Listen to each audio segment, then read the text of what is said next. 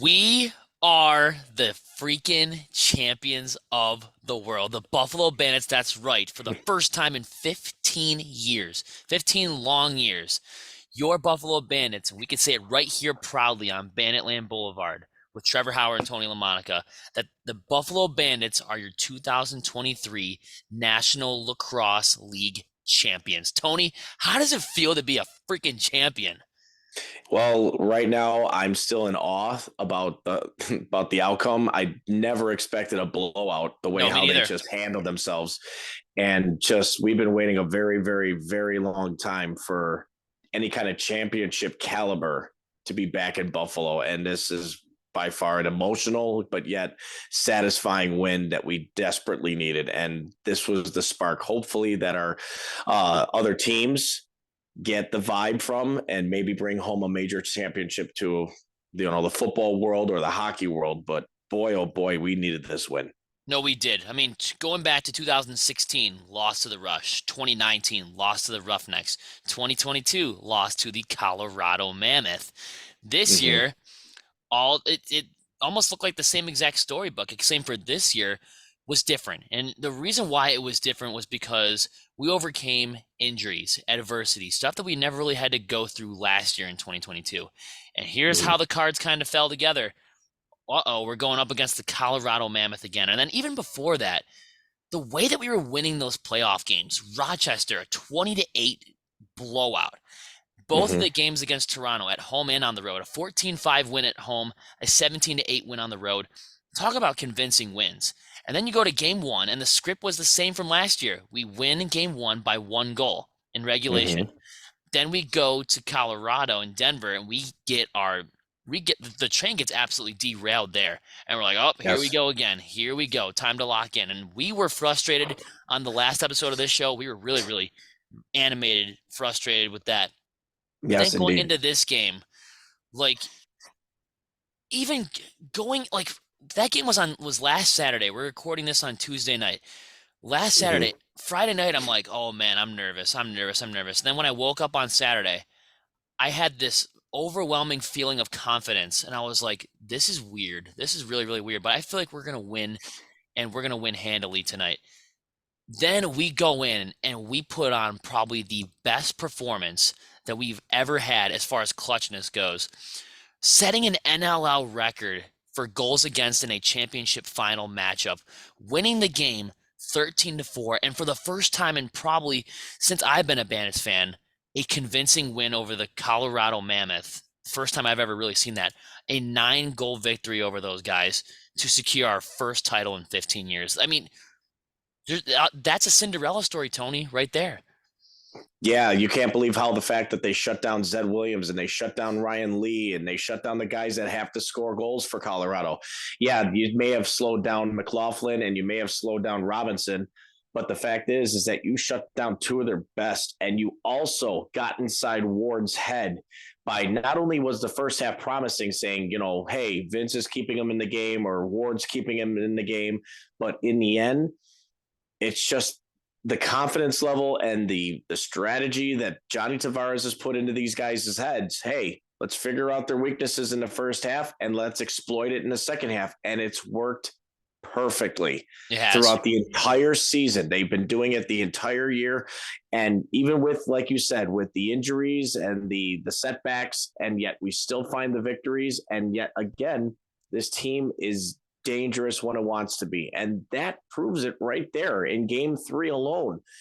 Setting records no other demand, like beating them by 9, Vince allowing just 4 in the game, 1 goal Unreal. average per period. What more can you possibly ask from a set team that has been on the ropes, but keeps on trucking and keeps moving forward? And look what happens, that good things do come to those that persist and earn the hard work and just don't ever quit. That's the thing. They never quit throughout the entire time. And that's what you got to bring to the table. Right, and then being like 0 for 3 in your last three finals appearances, that one, like all those three times where we came super, super close, but we're so far away, Hmm. that made this whole victory a lot sweeter as well. And being there up in section 325, it was insane because, I mean, I was kind of looking at the scoreboard, looking at the clock, looking at the scoreboard, looking back at the clock, and I saw that our lead just kept expanding. It kept going, it kept going, it kept going. I'm like, wow. And like by the time the fourth quarter arrived, I was like, okay, I'll give it a few minutes, but Hmm. I'm really gonna start like declaring the Bandits champions around halfway through the fourth quarter if need be. We go up 9-4, then we go up Hmm. 10-4, then we go up 11-4, and then by the time it was 11-4 from the McCulley goal and then 12-4 when Adler scored right after, I was like, all right, I mean, this is ours. There's no way that we blow this. We've proven Hmm. that Matt Vince is locked down. And then this guy who's right next to me if you're watching on YouTube, my background Hmm. is the NLL Finals MVP who broke Johnny T's playoff record for most consecutive points in a playoff with 46 total points. The great Dane Smith winning Finals MVP. That's him right there holding up the commissioner's trophy right there. But well deserved, and big shout out to Michael Carvallis, who covers the NLL, who said that Dane Smith is 0-3 in the NLL finals and he's looking garbage. Big shout out to you, my guy, because that aged like spoiled milk. Because now this dude right here is NLL finals MVP. Yeah, Dane Smith definitely proved to be what a leader should be, and he had the guys' backs, and he definitely had theirs. So all I can say is, all around, Dane Smith has pushed himself to become greater every time he sets foot on the floor, and the way how he commanded when Josh Byrne was out. And when things looked down, he took leadership and he made sure that the guys were behind on like the troops to commander. He took control. He told them, listen, guys, we're going to be okay. We're going to just stick with the game plan and just follow through with it and work together as one. And that's what they did. And Dane Smith has proven to be the MVP. And honestly, I'm not disregarding about the fact that he did win MVP, but in the workmanship sense of keeping you in the game, that Matt Vince should also be MVP as well. Yeah, that was what I was thinking. For just his spectacular goaltending. I mean, yeah, maybe not in game two, and it was a total breakdown of our defense, and we couldn't just find a way to close it up in game two. But again, when the most important games are ready to go, look what happens. He only allowed one goal per quarter Right. and locking him down under five. That's ridiculous. And that to me, I mean, in my humble opinion, I think Matt Vince should have won MVP. But again, kudos to Dane Smith and kudos to what he has done for the Buffalo Bandits. And I'm hoping that he sticks around for another 15 years or whatever that they keep him. But I guarantee you he's going to be the new guy at the top and he might be the new GOAT. But right now it's still Johnny T. We were having this conversation on our walk out. We're like, listen, Steve Priolo got the monkey off his back as captain. He finally got that ring, finally got that title. When is Yep. it time to have Dane Smith be your future captain? And I think that should be rather or sooner rather than later. I mean, this guy is Sure. the heartbeat of the locker room. I mean, this He goes is. nothing against Steve Priolo, but I mean, this guy is the pulse of the locker room. And if you don't have that pulse, you're not going to win games. This year, when you combine guys like Dane Smith and Matt Vince together, I mean, you win 78% of your games like you did this year. You went 14-4. That's 78% of your games. If you round it up, you go to 78%. And then going 4-1 in the playoffs. I mean, oh Mm-hmm. no, actually, let me see. You went 5-1 in the playoffs. So That's that's it. even better. But and including a championship as well. And Tony, we had this conversation earlier as well, or at least me and my family did. We said next season's going to be interesting because for the first time since 2009, we are going into the season with a new mentality, a mentality where we have a crown to defend, which is going to be Mm-hmm. something great, and it's going to be awesome to cover that type of season on this show come next year time. And we are going to be new season ticket holders. Me and my brother are going to be new season ticket holders in section 119. So we're going to party it up with you guys. And Yep. hopefully we can send out some halftime reports and some post game reports live from the arena and our That would knee-jerk be great. reaction, our knee-jerk reaction thoughts after a big win or a big loss or something like that.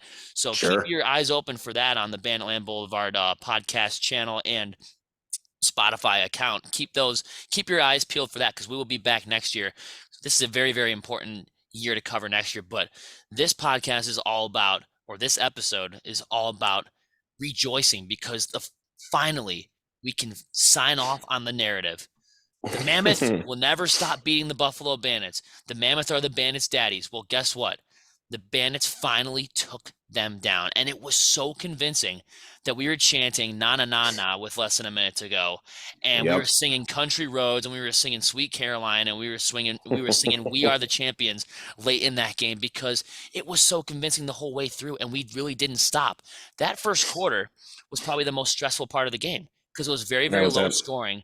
But I turned around to the people in my section after Josh Spurn scored that amazing goal with no time left to go in the first quarter.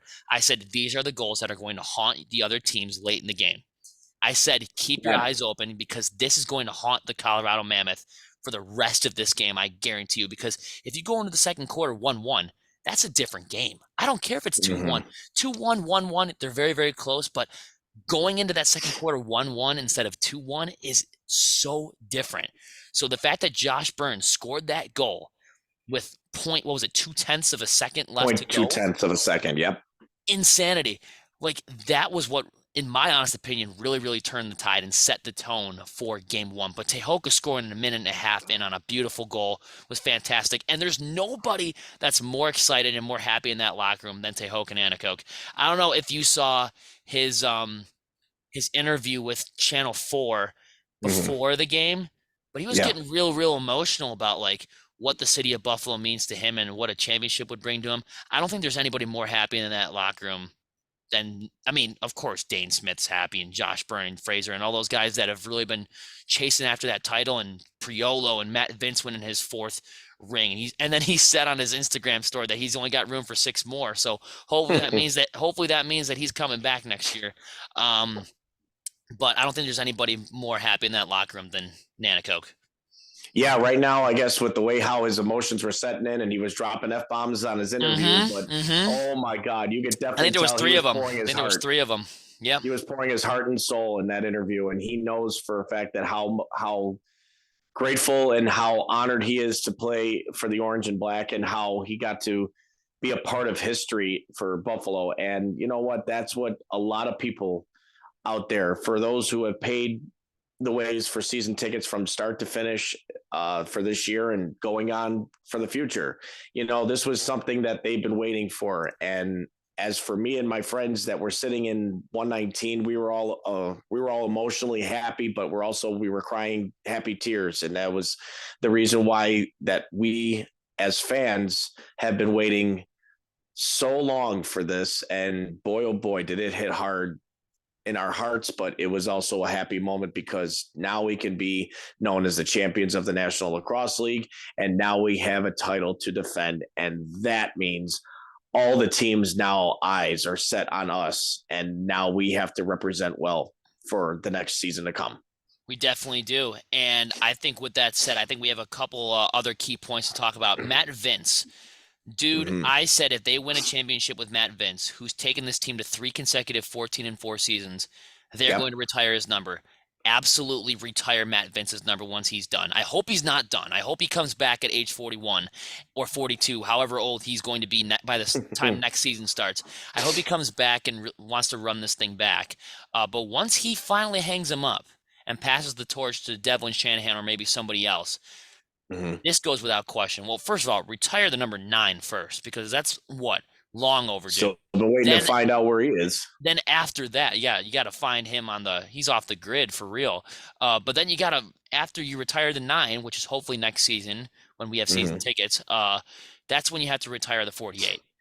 Because I don't care what anybody says. He's been on this organization for, I'm going to exclude the 2 COVID years, since December of 2018, I think he signed with the Bandits, December of 2018. And he's been here for 5 years, 5 calendar years.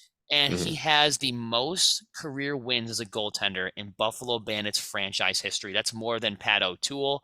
That's more than Kenny Montour. That's more than Mikey Thompson. That's more than Anthony Cosmo. I mean, Correct. this dude, his number has to be retired. And also, the other point with that, we finally got that title, right? The first one in 15 years. Yep. Hopefully, the floodgates open and this becomes a mini dynasty. What do you think about that, Tony? That would be awesome if we can go on a string and possibly shatter Rochester's sting that we've been probably looking back to for quite some time. But again, this is a start to something new. I mean, we got look at the secondary scoring. Let's go with that. With Brad McCauley scoring 1, Chase scoring 2, Spanger scoring 1, Josh Byrne, Max, Max is getting his that's rarely we see from a faceoff guy who just wins the faceoff, walks in and scores like Trevor Baptiste of Philadelphia. That was I don't care what anyone says, that was the cleanest goal of the night. Face off right down the field, boom, in the net, score. Two goals in 9 seconds. That was, Tony. That was unreal. And I love the fact that we got inside Ward's head with doing the goaltending chat. Oh, but I also heard that I also follow the Colorado's page and what they've said about how we are as classless people because of the fact that I saw that too. Yep. That we basically said to ourselves, why would you even think about doing it? Listen, it's sports. Listen, no matter what you do and what we do and what you guys did to us if we were in Colorado, it's the same loud house, thing. It's all about the fake loud house. The artificial freaking crowd noise house, right? Yeah, exactly. But again, getting back to what we were trying to talk about with Matt Vince, that's on him now to decide. I mean, he's done what no other goaltender could probably do for a long time. Winning his possible now this is his fourth, I believe. Yeah. 3 with Rochester, 1 with us now. And then he almost won one with New York back in 2009. Then Titans came up short in that championship final. I believe to Toronto. Oh, no, somebody else. I don't remember who it was. Whoever won in 2009, he was the Titans goalie. So he's almost at 5, but he's currently at 4. Okay. And the fact that he's shattered records left and right, I mean, what more can you possibly ask the man to do? I mean, if he played like he was 20 years old all over again, that's how incredible that he had this season this year.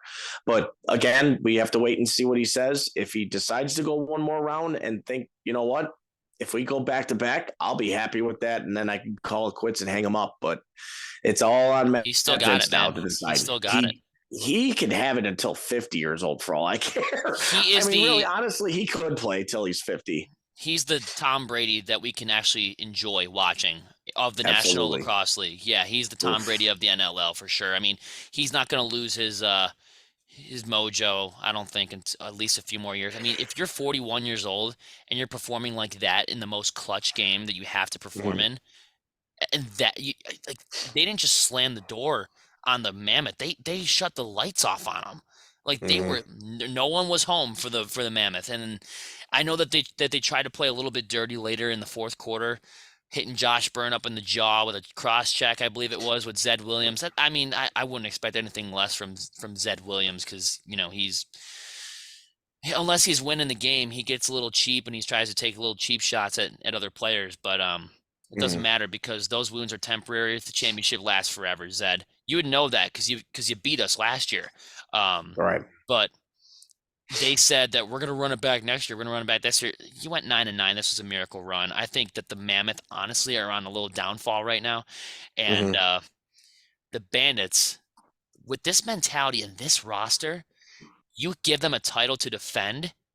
I'm looking at 14-4 all over again, Tony. Like 14-4, 15-3, they're going to be more motivated than ever because they know that the whole league is going to be watching them. So every game, every single preseason game, every practice is going to have a giant spotlight on them. While that would increase more pressure on the Bandits, I do think that they shine. Apparently they shine in the most clutch times that they have to play. Yeah, absolutely. And with the way their game style has been and the way it's been working, you know what? Do you change the roster? Do you keep what you got and don't change nothing and keep this family together and go into next year and saying, all right, we have the right pieces to the puzzle. We obviously won a championship with this group. Why change it? So unless somebody figures us out and knows how to beat us, then we don't have to change nothing until something goes wrong. But obviously they got the right players to be on this roster for a reason.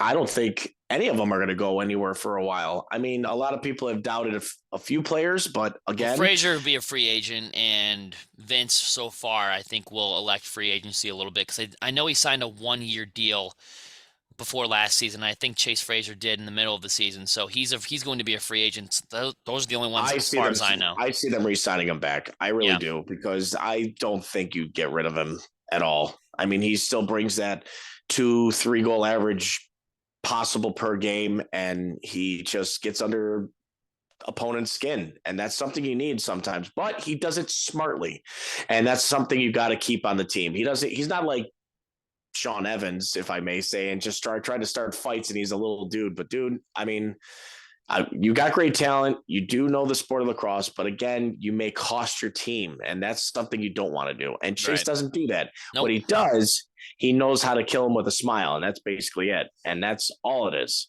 So rather than seeing him leave, I think they should re-sign him to another 2 years at least, and see where they might lead.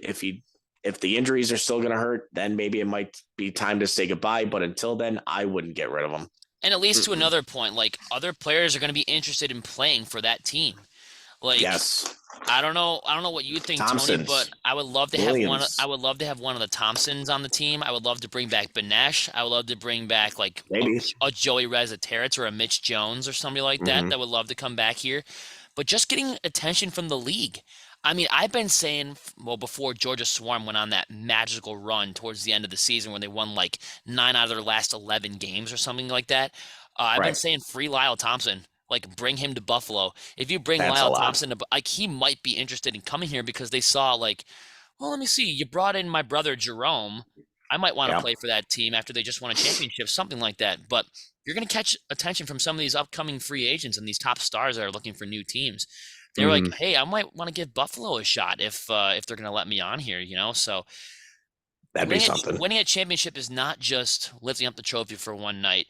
It can really set up and create a foundation for your next season or next seasons to come to really build on top of that and become a dynasty in the future. And I do believe that the Buffalo Bandits, especially the way that they pounded the Colorado Mammoth into the ground in Game 3, I have Mm-hmm. full confidence that this team could be a potential lethal dynasty.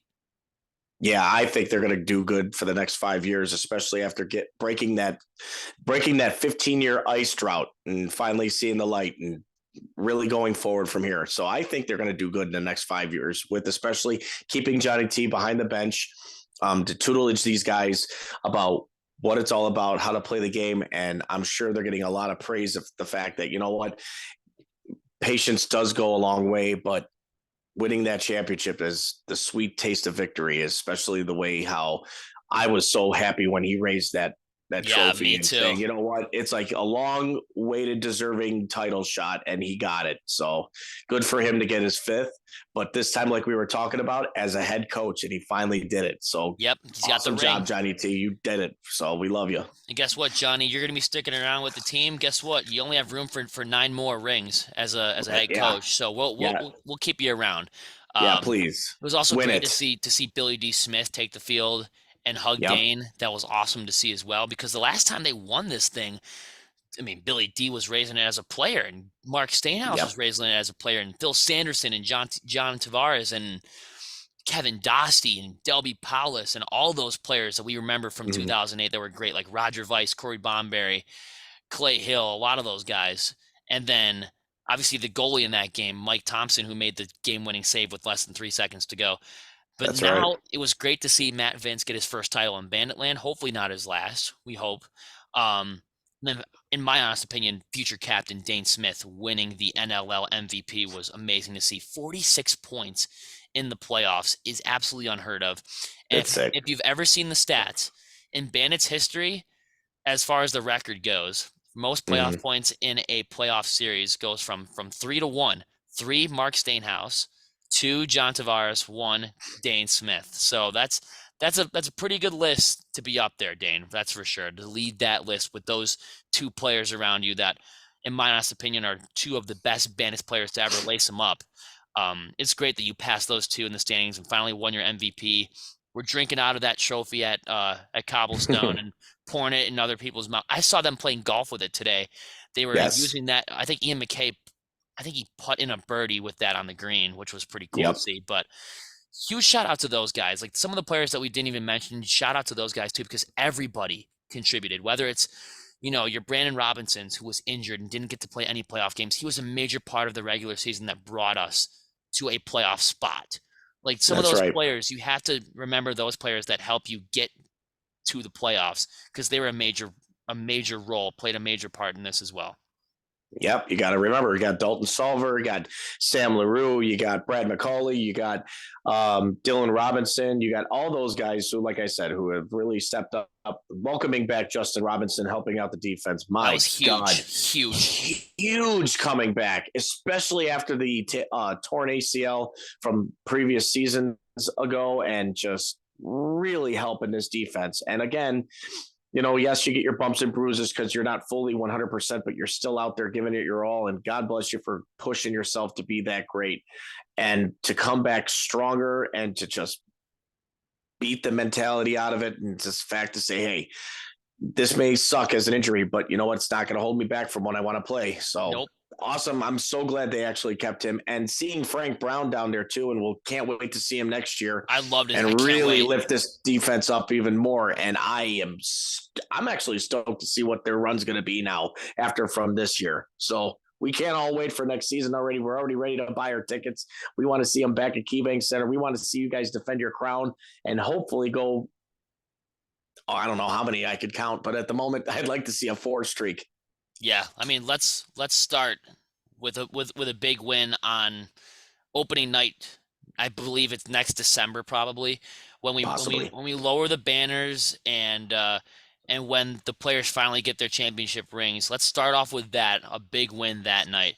But I mean, I think for this, Tony, I think we should go over every single member of this Bandits roster so we can never forget the 2023 Buffalo Bandits season, including the roster.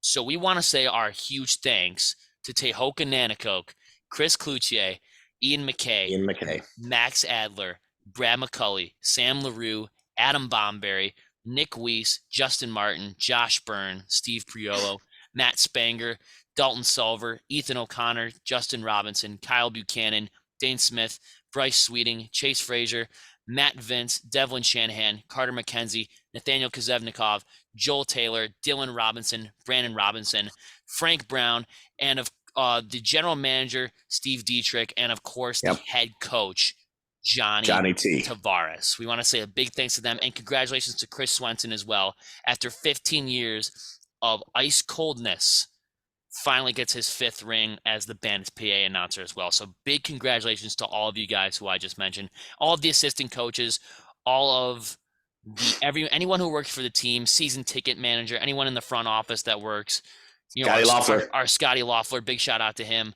Anyone who covers the Bandits, anyone who covers the NLL, listeners of Banditland Boulevard, this show would not be as entertaining without the amazing performance on the field every single Friday, Saturday, or Sunday, whenever they're playing in the Buffalo Bandits. We want to say our big thanks to everyone in the organization and beyond, all the fans in Banditland, anyone who covers the sport, anyone who watches the NLL, anyone who goes to Bandits games. We want to say a big thanks to all of you. Yep, and we also would like to thank our sponsor, Mitchell's Tavern, up at 734 Sheridan Drive in Tonawanda, New York. You guys have been awesome, always thanking me and saying, hey, we finally got some people that recognize us and saying thank you for mentioning us on Banditland Boulevard. We've got word that more and more people have been showing up at our bar and thanking the people, saying, hey, these guys know what they talk about. They love the sport of lacrosse. They know about the workmanship of how Mitchell's Tavern operates with the food, and the service is amazing, and they can't thank us enough for mentioning them on board. So we also like to big a shout out to Mitchell's Tavern, and hopefully have some more sponsors for you guys all next season. And also for those of you watching us on YouTube, we appreciate it, giving us that like and subscribe, and also hitting that notification bell, saying thank you for an amazing year of 2023. With the Bandits winning the championship, and also us as spokesmen, Trevor Hauer, of course, myself, Tony LaMonica, to now you guys can see who we actually are. Yep. And we represent Buffalo Bandits Lacrosse.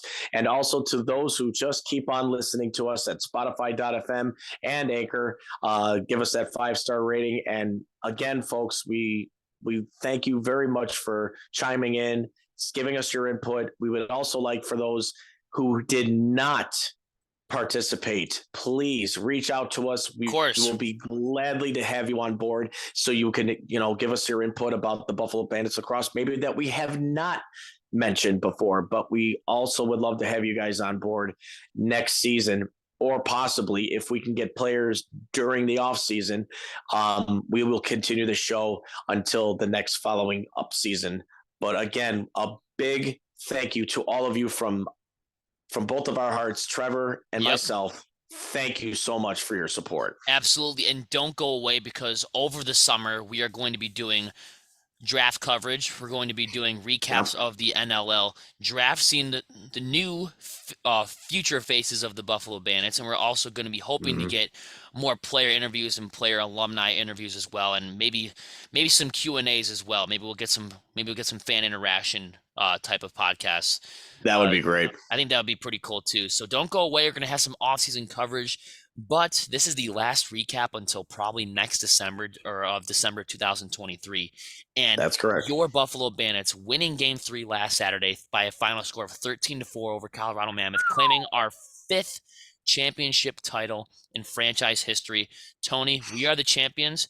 And guess what? We only have 3 words to say left to our viewers for our final post-game send-off of the 2023 season. What are those? And you folks know that. And you folks know it too as well. So let's do it in 3, 2, 1. Let's go Bandits. Bandits. Let's go. We're the champions.